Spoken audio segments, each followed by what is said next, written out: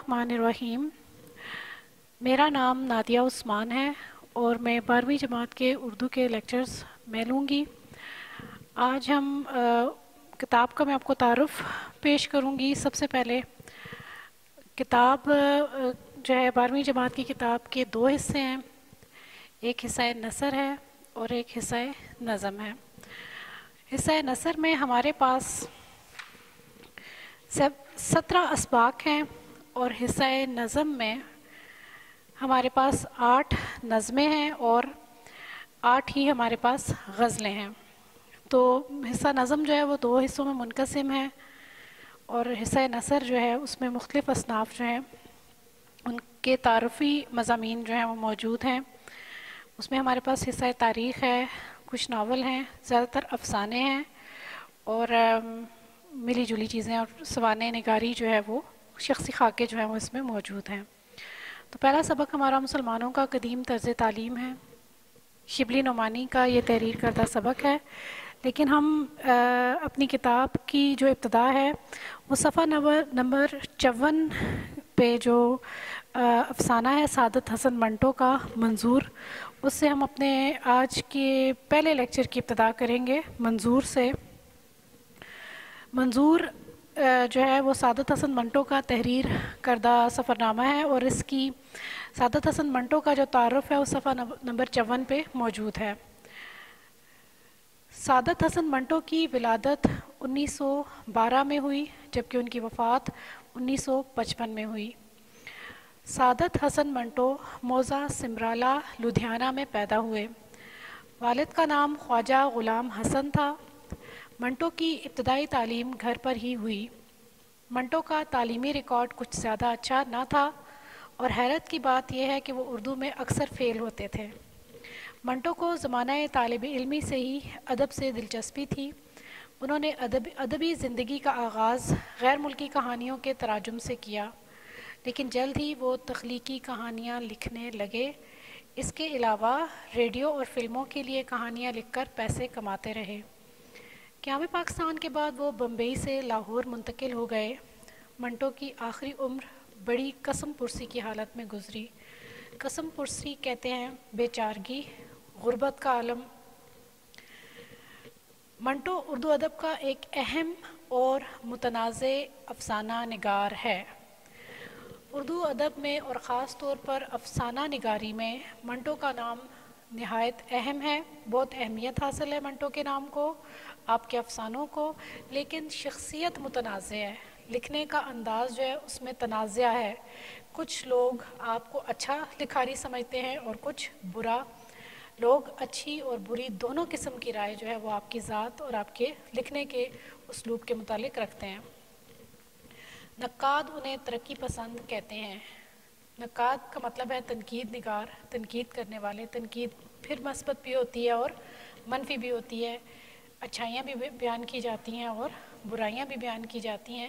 اگر انہیں کسی کرٹک یا نقاد کی نظر سے دیکھا جائے تو کرٹک یا نقاد انہیں ترقی پسند تحریک سے وابستہ کہتے ہیں، اور یہ ترقی پسند تحریک جو ہے یہ سجاد حیدر یلدرم کی سربراہی میں جو ہے یہ تحریک جو ہے شروع ہوئی، اور ان کے جو پیروکار ہیں وہ ان کو ترقی پسند کہتے ہیں، منٹو کو۔ لیکن ترقی پسند انہیں قبول کرنے سے انکاری ہیں۔ کرٹک کہتے ہیں کہ وہ ترقی پسند ہیں، لیکن ترقی پسند تحریک سے وابستہ لوگ انہیں قبول کرنے سے انکار کرتے ہیں کہ ان کا ہماری تحریک سے جو ہے وہ کوئی تعلق نہیں ہے۔ وہ انسانی زندگی اور اس کی نفسیات سے پوری طرح آگاہ ہیں۔ منٹو کی یہ خصوصیت ہے، منٹو کی یہ خوبی ہے کہ انسانی زندگی کی چھوٹی چھوٹی جزیات اور انسان کی نفسیات، اس کے سوچنے سمجھنے اور برتاؤ کے انداز سے پوری طرح آگاہ ہیں۔ انہوں نے کھردری حقیقت کو بے رحمی سے موضوع بنایا۔ تو معاشرے میں تلخ حقائق جو ہیں، تلخ حقیقتیں جو ہیں معاشرے میں موجود ہیں۔ ہم عام انسان ان کا سامنا کرنے سے گھبراتا ہے، ان سے نظر چراتا ہے، لیکن منٹو کی یہ خوبی ہے کہ تلخ حقیقتیں، یہ کھردری حقیقتیں، ان کو بہت کھول کے، بہت بے رحمانہ انداز میں اس کو موضوع بناتے ہیں، اس پہ لکھتے ہیں اور اس کو معاشرے کے سامنے کھول کر بیان کرتے ہیں۔ اور قارئین کو چونکا دیا۔ قارئین نے جب یہ تحریریں پڑھی تو وہ چونک کے، کیونکہ اس سے پہلے لکھنے کا یہ انداز اور یہ اسلوب موجود نہیں تھا۔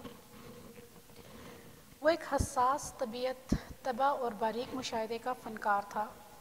تو ہر لکھاری ایک فنکار ہوتا ہے، وہ اپنے اندر کی خداداد صلاحیتوں کو نکھارتا ہے اپنی، اور ایک فنکار جو ہوتا ہے یا ایک لکھاری جو ہوتا ہے وہ طبیعت کے لحاظ سے ہمیشہ حساس ہوتا ہے۔ اس کی طبیعت حساس ہوتی ہے، وہ اور لوگوں سے زیادہ معاشرے کی جو تکلیف دہ چیزیں ہیں اس سے زیادہ وہ تکلیف دیتی ہیں، عام انسان سے زیادہ۔ اور اس کا مشاہدہ ایسے فنکار کا ہوتا ہے، وہ بہت باریک بینی سے، بہت نزدیکی سے جو ہے وہ چیزوں کو دیکھتا ہے، بہت غور سے دیکھتا ہے، اور پھر اس کو اپنی تحریر کے قالب میں ڈال کر اپنے قارئین کے آگے پیش کرتا ہے۔ منٹو کی تصانیف اور تخلیقات مختلف زبانوں میں ترجمہ ہوئی ہیں۔ تو ان کی جو تخلیقات ہیں، ان کے جو افسانے ہیں، ان کی جو تصانیف ہیں، اردو کے علاوہ ہمیں مختلف زبانوں میں جو ہیں ان کے تراجم جو ہیں وہ ملتے ہیں۔ تو تصانیف ہیں جی آپ کی: آتش پارے، منٹو کے افسانے، دھواں، لذت سنگ، چغد، ٹھنڈا گوشت، یزید، نمرود کی خدائی، بادشاہت کا خاتمہ وغیرہ۔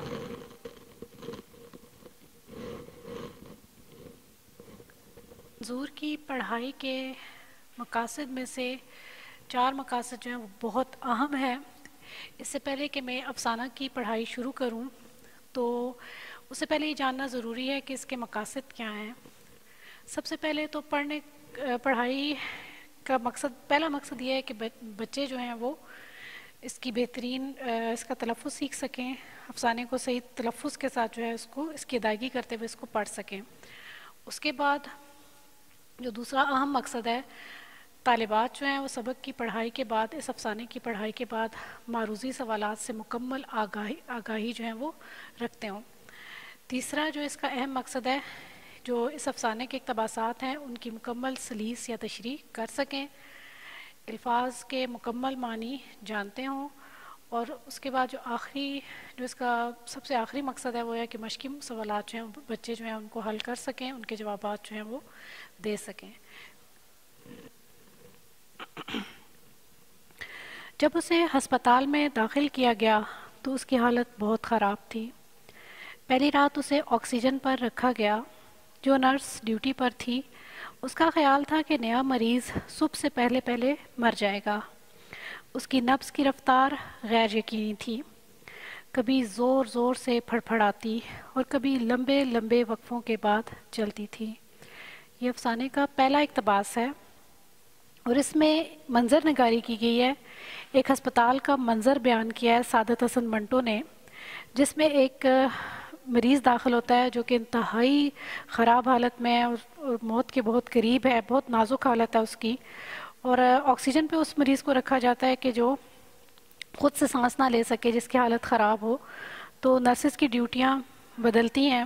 جو رات کی ڈیوٹی والی نرس ہے اس کا یہ خیال تھا، کیونکہ وہ ایسے مریض روزمرہ کی بنیادوں پر دیکھتی ہیں، تو ان کا یہ خیال تھا کہ یہ مریض جو ہے وہ اس کی حالت زیادہ خراب ہے اور یہ سب سے پہلے جو ہے وہ مر جائے گا، اور سانس بھی اس کی جو ہے وہ کھڑی ہوئی ہے، اور نبض جو ہے اس کی جو رفتار ہے وہ بھی غیر یقینی ہے۔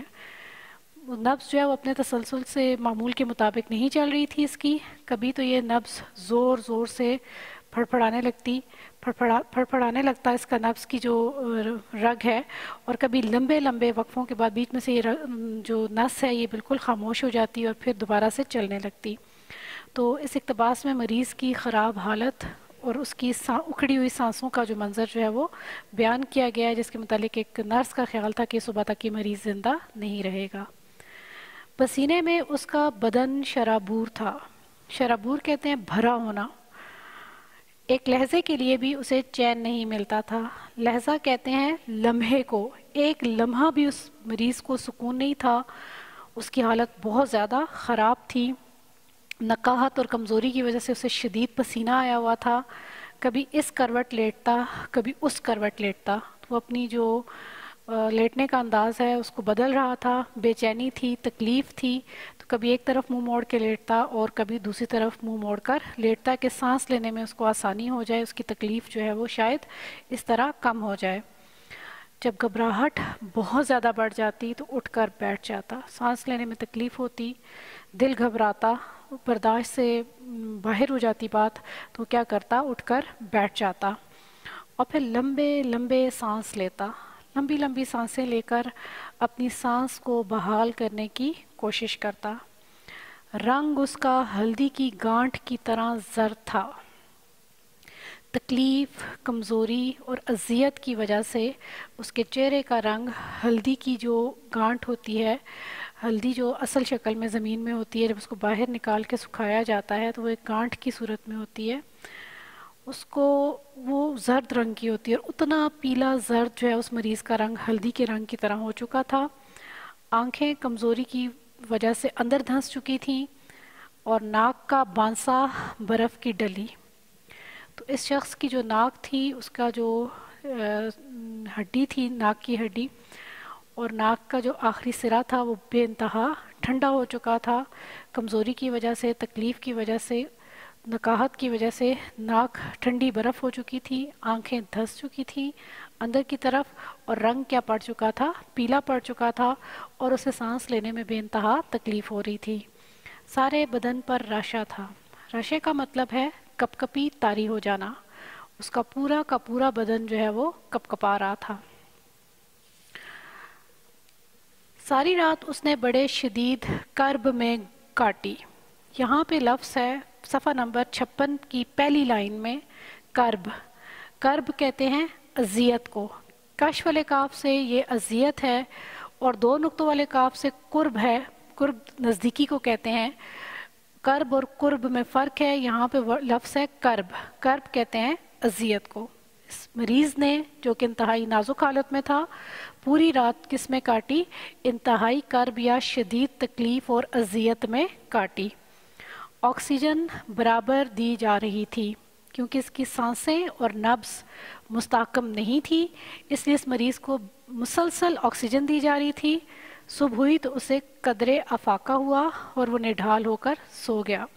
تو پوری رات تکلیف میں رہا، لیکن صبح کے قریب جا کے اس کی طبیعت قدرے حال بہتر ہوئی اور وہ نڈھال ہو گیا، کمزوری اور نکاہت کے مارے وہ کیا ہو گیا، سو گیا۔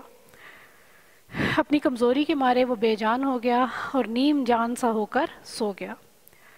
اس کے 2-3 عزیز آئے، کچھ دیر بیٹھے رہے اور چلے گئے۔ عزیز رشتہ دار آئے اس کے پاس، اس کی عیادت کو اس کے 2-3 رشتہ دار آئے، کچھ دیر بیٹھے رہے اور چلے گئے۔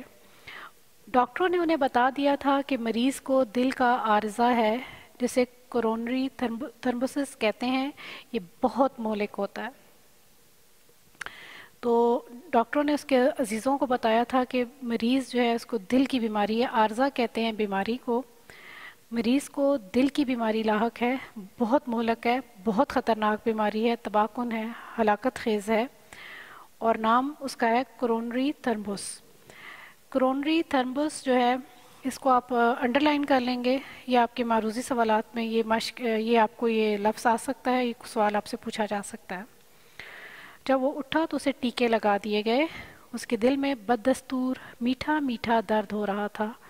بددستور مسلسل اس کو ایک درد جو ہے اس کا ختم نہیں ہوا تھا، جب صبح اٹھا تو اسے ٹیکے لگائے گئے، لیکن دل کا درد اس کو مسلسل تھا، لیکن یہ درد قابل برداشت تھا، میٹھا میٹھا تھا، ایسا درد جو قابل برداشت ہو، جس کی تکلیف میں شدت نہ ہو۔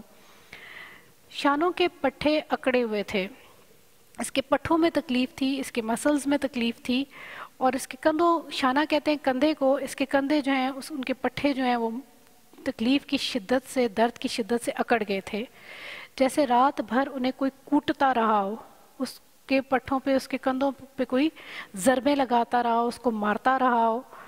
جسم کی بوٹی بوٹی دکھ رہی تھی، اس کے جسم کے تمام اعضاء کا گوشت جو ہے وہ دکھ رہا تھا، اس میں تکلیف تھی، درد تھا، مگر نکاہت کے باعث وہ بہت زیادہ تکلیف محسوس نہیں کر رہا تھا، لیکن شدید درد اسے نہیں ہو رہا تھا، اور اس کی وجہ یہ تھی اس کی خون کی کمی، اس کی کمزوری، اس کا نڈھال ہو جانا، اور اس کمزوری کے باعث وہ درد جو ہے اس کی شدت اس کو محسوس نہیں ہو رہی تھی.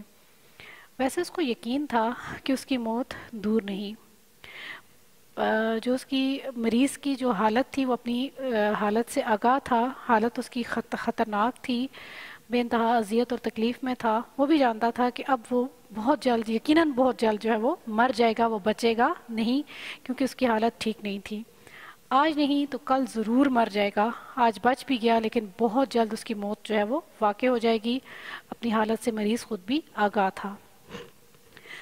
اس کی عمر 32 برس کے قریب تھی. آپ لوگ گرلز یہ اس کی جو عمر ہے اس کو بھی انڈر لائن کر لیں گے. معروضی سوالات کے لیے اس کی عمر 32 برس کے قریب تھی. اس کو انڈر لائن کر لیں، یہ آپ کو معروضی سوالات میں یہ کویسچن پوچھا جا سکتا ہے. ان برسوں میں اس نے کوئی راحت نہیں دیکھی، کوئی خوشی، کوئی زندگی میں سکون، کوئی خوشحالی اس نے نہیں دیکھی جو اس وقت اسے یاد آتی. تکلیف کے لمحوں میں زیادہ تکلیف اس وقت ہوتی ہے کہ جب بندہ ماضی کی راحت، آسائش، خوشحالی، خوشی کو یاد کرتا ہے. لیکن ماضی بہت تکلیف میں کٹا ہو، اس میں کوئی خوشی نہ ہو، اس میں کوئی سکون نہ ہو، تو تکلیف میں پھر آپ کو ماضی بھی یاد نہیں آتا. تو یاد آتے ہیں خوشیوں بھرے لمحے تکلیفوں میں، لیکن اس کے پاس ایسے کوئی لمحے نہیں تھے. تو کہتا ہے کہ اس وقت اس کی زندگی میں کوئی راحت اس نے دیکھی نہیں تھی، کوئی خوشی نہیں دیکھی تھی جو اس تکلیف کے لمحوں میں اسے یاد آتی اور اس کی صعوبت میں اضافہ کرتی. صعوبت بھی تکلیف اور اذیت کو کہتے ہیں. تو موت اس وقت مشکل ہو جاتی ہے کہ جب بندہ اپنے ماضی کی خوشیوں کو، اپنے پیارے رشتوں کو یاد کرے. اور ماضی خوشحال نہ ہو تو موت بھی آسان ہوتی ہے. تو اس کے پاس ایسی کوئی خوشی نہیں تھی جس کو وہ یاد کرتا اور اس کی تکلیف میں جو ہے یا صعوبت میں مزید اضافہ ہوتا. اس کے ماں باپ اس کو بچپن ہی سے داغ مفارقت دے گئے تھے. داغ مفارقت کہتے ہیں دائمی جدائی، مر جانا. اس کے ماں باپ اس کے بچپن میں ہی جو ہے فوت ہو چکے تھے، مر چکے تھے. معلوم نہیں اس کی پرورش کس خاص شخص نے کی تھی. کوئی نہیں جانتا تھا کہ اسے پالا کس نے تھا.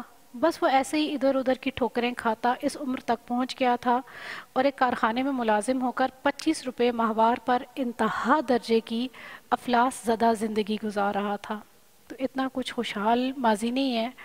اس کے مریض کے جو والدین ہیں وہ بچپن میں فوت ہو چکے ہیں، پتہ بھی نہیں ہے کہ پالا کس نے اسے.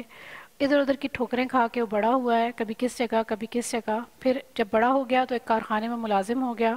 انتہائی قلیل تنخواہ ہے، 25 روپے ماہوار. یہ بھی آپ کو MCQs میں پوچھا جا سکتا ہے معروضی سوالات میں کہ اس کی تنخواہ کتنی تھی. اس کو بھی انڈر لائن کر لیں. اور اتنی کم تنخواہ میں، اتنے کم پیسوں میں وہ انتہا درجے کی غربت بھری زندگی جو ہے وہ گزار رہا تھا. افلاس بھری، غربت بھری زندگی. دل میں ٹیسیں نہ اٹھتی تو اپنی تندرستی اور بیماری میں کوئی نمایاں فرق محسوس نہ کرتا. تو اس کے دل میں مسلسل درد کی ٹیسیں، لہریں جو ہیں وہ اٹھ رہی تھیں. اس کو بیماری تھی، ایک مہلک عارضہ لاحق تھا جس کی وجہ سے اس کے دل میں مسلسل درد ہو رہا تھا، مسلسل ٹیسیں اٹھ رہی تھیں. اور ان ٹیسوں میں وہ کیونکہ مسلسل اٹھ رہی تھیں اس لیے اس کو سمجھ نہیں آ رہی تھی کہ کب اس کی حالت بہتر ہو رہی ہے اور کب اس کی حالت خراب ہو رہی ہے. یہ درد اس کا کیا تھا؟ مستقل تھا. کیونکہ صحت اس کی کبھی اچھی نہیں رہی تھی، وہ پہلے بھی کبھی صحت مند نہیں تھا، کوئی نہ کوئی عارضہ اسے ضرور لاحق رہتا تھا. وہ پہلے بھی کسی نہ کسی بیماری میں، کسی نہ کسی اس میں مبتلا رہتی تھی. اس کو کے لگ چکے تھے، آکسیجن ہٹا لی گئی تھی. دل کا درد کسی قدر کم تھا، اس لیے وہ ہوش میں تھا اور اپنے گرد و پیش کا جائزہ لے سکتا تھا. گرد و پیش کہتے ہیں اپنے ارد گرد. تو مسلسل جو ہے اس کا علاج ہو رہا ہے. آکسیجن پہلے اس کو لگی رہی ہے لیکن اب آکسیجن جو ہے وہ ہٹا لی گئی ہے اور شام ہو گئی ہے، اگلے دن کی شام ہو گئی ہے. اسے 4 ٹیکے لگ چکے ہیں. دل کا جو مسلسل درد تھا اس میں بھی کمی واقع ہو چکی ہے.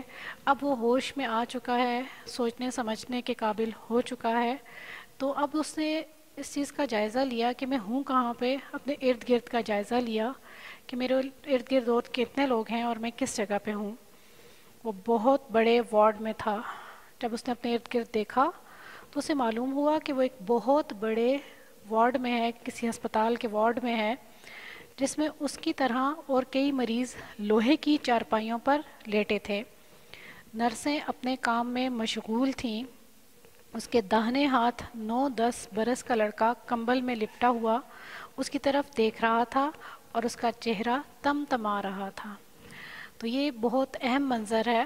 اب مریض کی حالت بہتر ہو چکی ہے اور وہ اس قابل ہو گیا ہے کہ وہ سوچ سمجھ سکے، اپنے ماحول کا جائزہ لے سکے. تو جب وہ دیکھتا ہے اپنے ارد گرد تو اسے یہ پتہ چلتا ہے کہ وہ ایک ہسپتال کے ایک بہت بڑے وارڈ میں ہے. لوہے کی چارپائیاں ہیں جن پر مختلف مریض ہیں. نرسیں اپنے کاموں میں مصروف ہیں، مشغول ہیں، مصروف ہیں.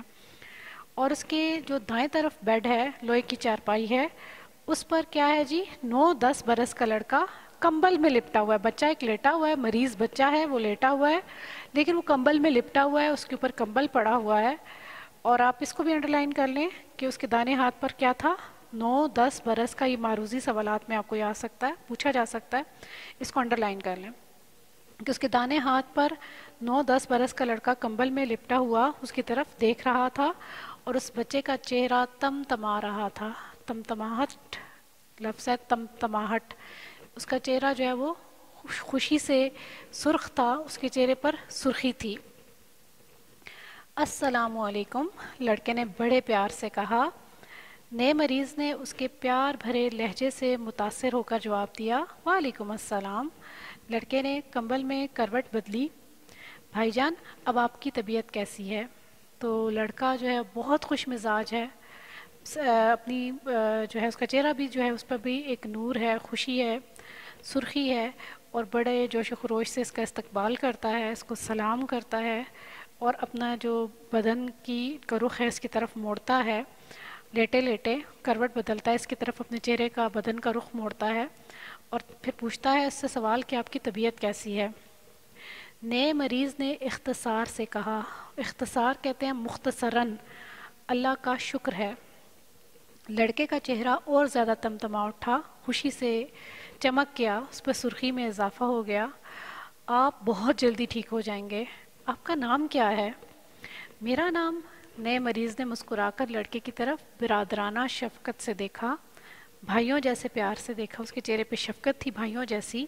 میرا نام اختر ہے. تو بچوں یہاں پہ ہم نے نام جانا ہے اس کیریکٹر کا، اس کردار کا. 2 کردار ہمارے سامنے اس افسانے میں آئے ہیں.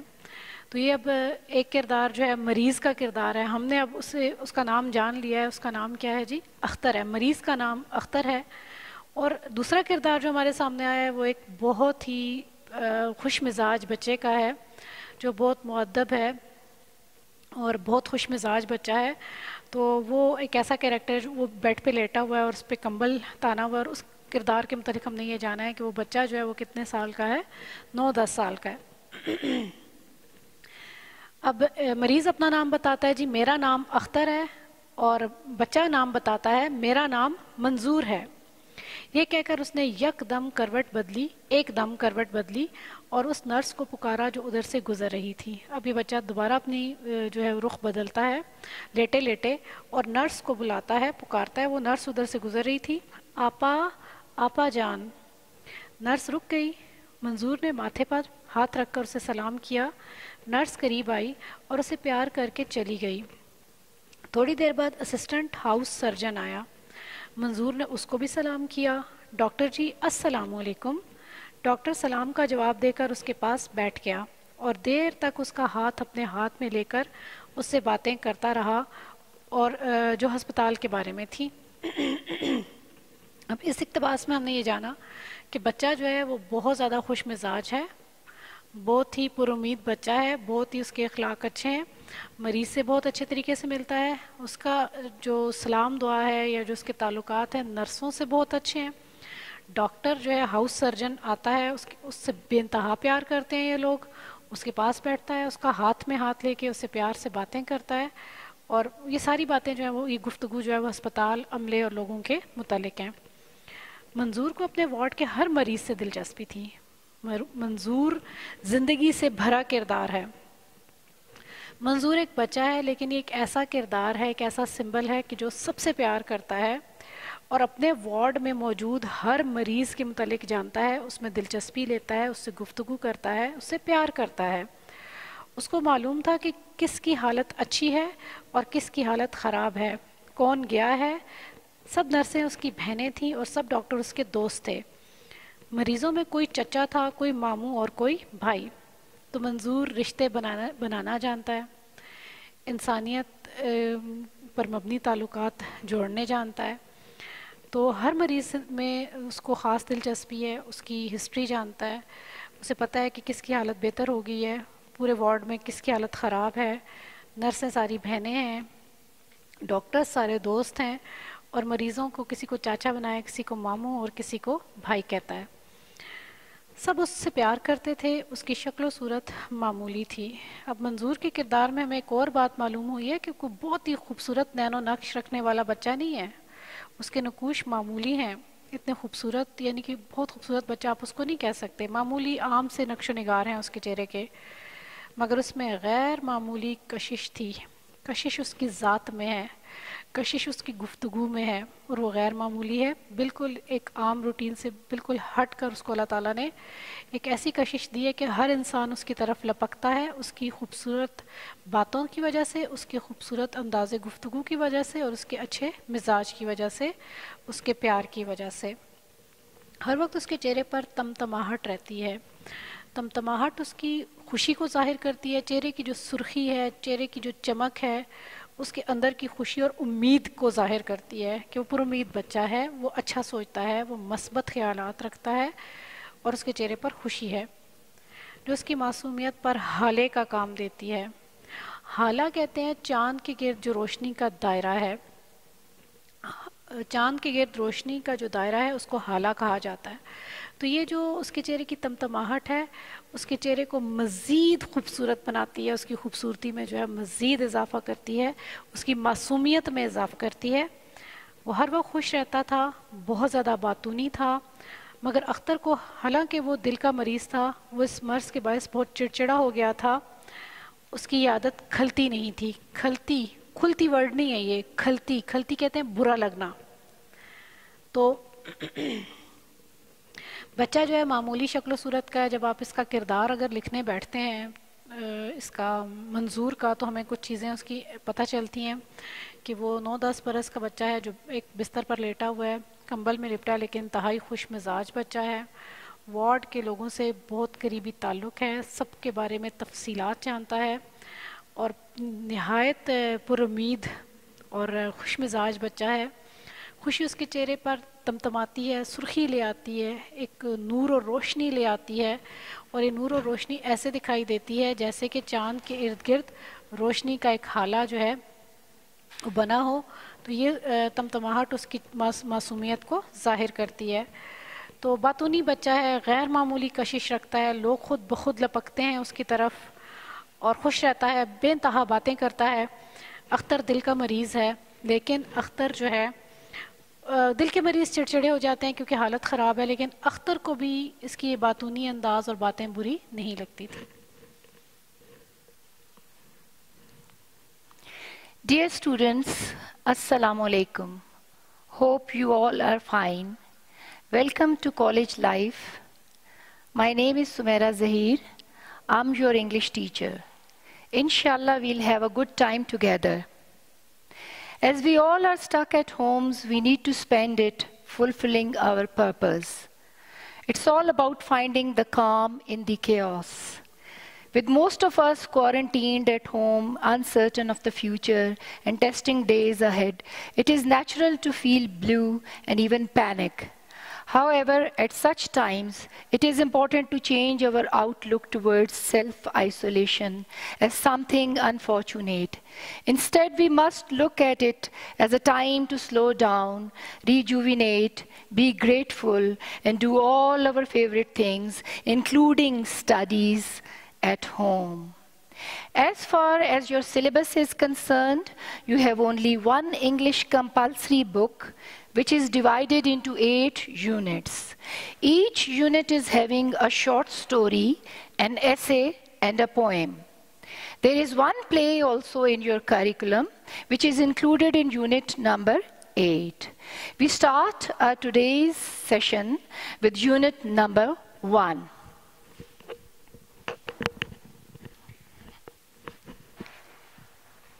Our first topic is his first flight, It's a short story written by Liam O'Flaherty. Liam O'Flaherty was an Irish novelist and short story writer. First of all, if you look at the title, His First Flight, so it itself gives you the meaning, like something which you are going to do for the first time. So first of all, I'll give you the introduction of the story. His First Flight is an account of a young bird, namely seagull, that is afraid to fly for the first time. He believes that his wings would not support him and he will fall down into the deep sea below. Despite his brothers and a younger sister flying fearlessly, he could not gather the courage to do so. He was punished by his family to stay hungry if he did not try. Thus, it was his mother who compelled him to fly. So basically, the young seagull, he was scared to fly because it was his very first flight and he was scared of it. So when we go through the story, we will come to know how his mother motivated him and how she compelled him to fly. Theme of the story is one must have courage, self-confidence, motivation, and self-reliance. And moral of the story is fear of suffering is worse than the suffering itself. We can perform any task that appears to be difficult, provided we are willing to take the risk of failure. Where there is a will, there is a way. And necessity is the mother of invention. So basically, this short story is based on the story of a small bird. Such stories which are presenting the study of birds, such kind of story is called ornithology.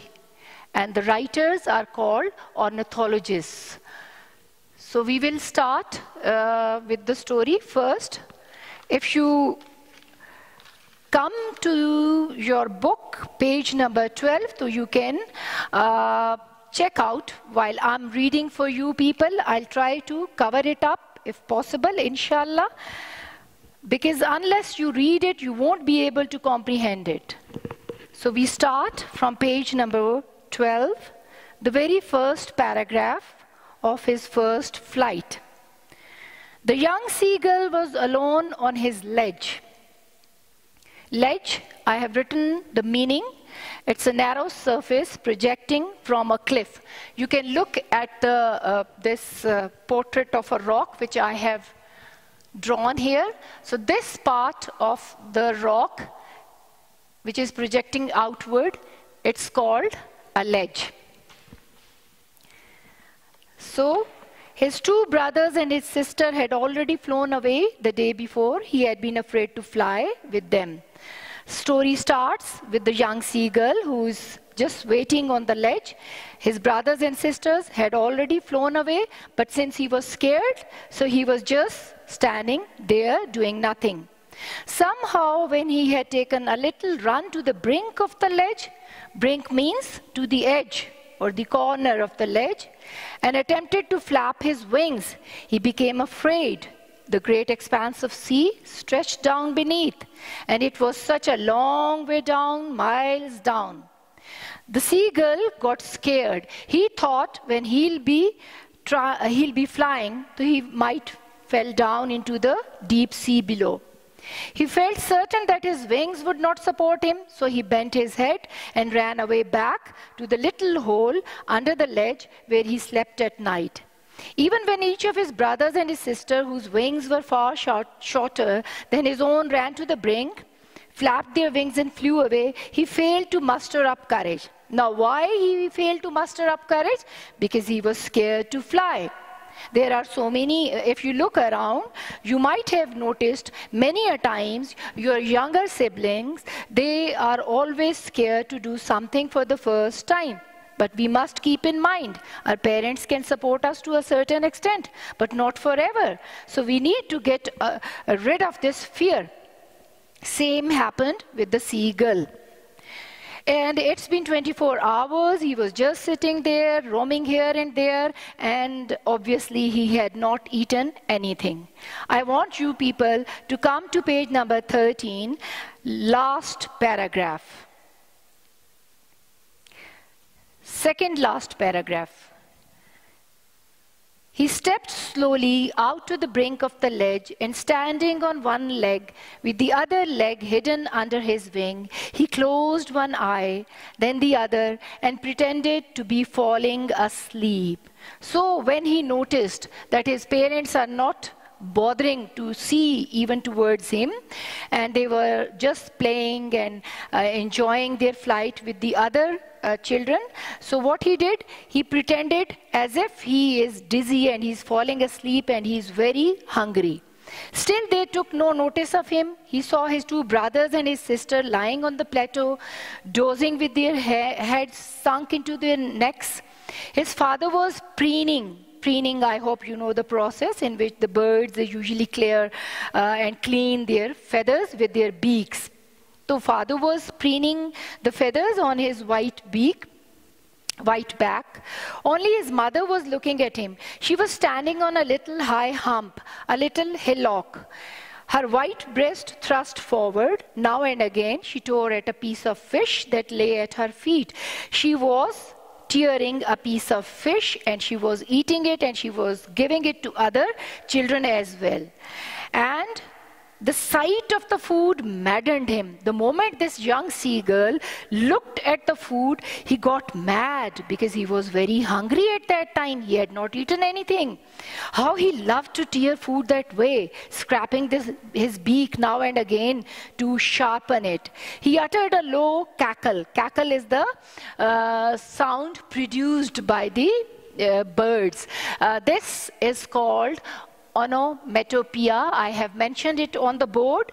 The formation of a word from a sound associated with what is named. There are so many sounds we listen to, we utter as well. For example, cuckoo, sizzle, splash, boom, slam. These are all onomatopoeic words.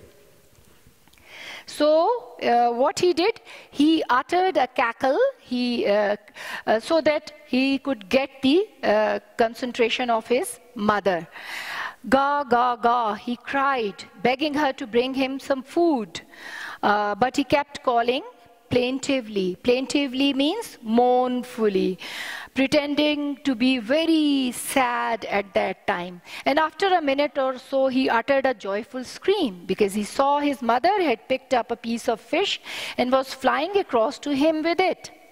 He leaned out eagerly, he bent forward, tapping the rock with his feet. He got very happy when he saw that his mother is flying towards him with a piece of fish. But when she was just opposite to him, abreast of the ledge, just opposite, she halted. She waited in the air, her wings motionless, the piece of fish in her beak, almost within reach of his beak. He waited a moment in surprise why his mother is not coming towards him, wondering why she did not come nearer. And then, obviously maddened by hunger, he dived at the fish. And that was the turning point. With a loud scream, he fell outwards and downwards into space. His mother had swooped upwards. As he passed beneath her, he heard the swish of her wings. Then a monstrous terror seized him, and his heart stood still. He could hear nothing, but it only lasted a moment. The next moment he felt his wings spread outwards, and then he felt that he could fly along with his parents, along with his siblings, and perfectly. Now he was not feeling any fear, or he was not scared of anything. So this is what motivation does to him. His mother motivated him, and that's why he flew. So if we discuss the theme of the story, so it is all having courage and so we can say that motivation played the role, if we talk about the young seagull who was afraid to fly, lekin ultimately when his mother motivated him, she forced him to jump into the air. So in spite of all his fears, he jumped and he got rid of that fear. We can say that it was his mother who compelled him to fly by using food as a trap. This lesson gives us the message that fear of suffering is worse than the suffering itself. We can perform any task, we can do anything, provided if we need to get rid of our fears. So I conclude this lesson here, and inshallah we'll be discussing its exercise in the next lesson.